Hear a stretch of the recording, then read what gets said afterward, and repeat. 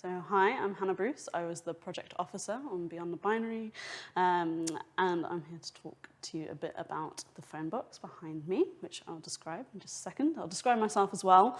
I've got quite dark brown hair and an undercut. My hair is up in a kind of like man bun, as some people might say, and I am of dual heritage, part Indian, part white, British.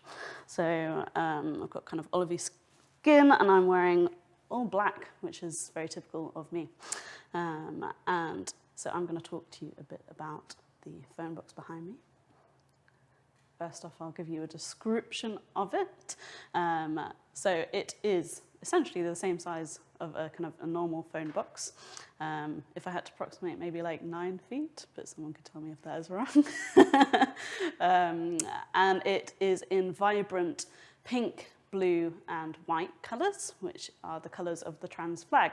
It's not the same as an actual phone box. It's a kind of replica that we got, so it's made out of lighter material. It's not quite as heavy, it's a bit more movable, but it has a door which opens, so you can actually go inside, and it is also absolutely covered in stickers which have different kind of messages, like basically around kind of trans power and stuff, which is what I'll tell you about the origins of this phone box. So a couple of months into my role as project officer, I was walking on my way to work and there were some very horrible transphobic stickers up on Parks Road, which is literally where the museum is.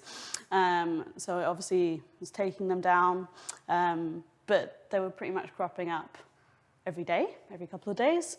And I noticed that other people had been kind of like taking them down and had been putting up like sticker responses, essentially, kind of saying cats for trans rights and trans joy is real and all of these kind of messages, which was, really amazing to see that kind of response to these kind of like hurtful, hateful stickers that have been cropping up.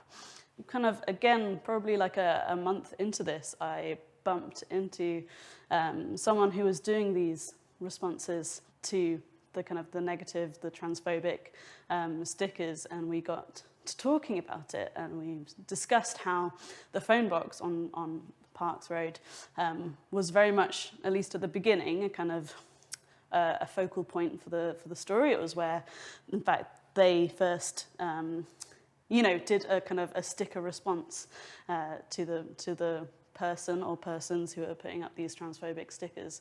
So we were discussing about, I mentioned that I was a part of an exhibition at Pitt Rivers, literally, 100 yards away, and we discussed like, very much I wanted to bring in things that were happening like right now. I'm sure so many people saw these stickers around in Oxford but didn't know anything that was like actually underlying and why it was happening.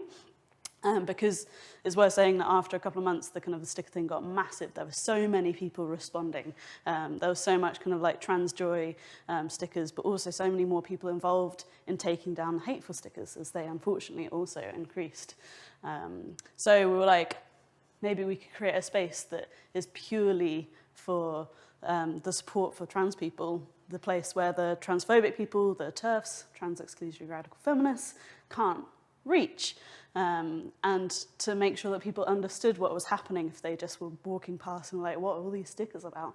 And I think it's important because, well, as we know in the media and everything else, there's a lot of hate towards trans people, which is completely ridiculous and like very much kind of fabricated stories. So really important to give space like this at the Pitt Rivers Museum that can be a safer space. So the stickers on the phone box now and that were around kind of all of Oxford, it really kind of expanded all across the city centre and kind of beyond, were of such a variety of things, and were really fun and joyful, and caring and sharing such a positive message. And on the phone box in the exhibition, we've invited loads of people to submit their own stickers. So it is covered in stickers. So if I were to describe each one of those, I would be here for a while.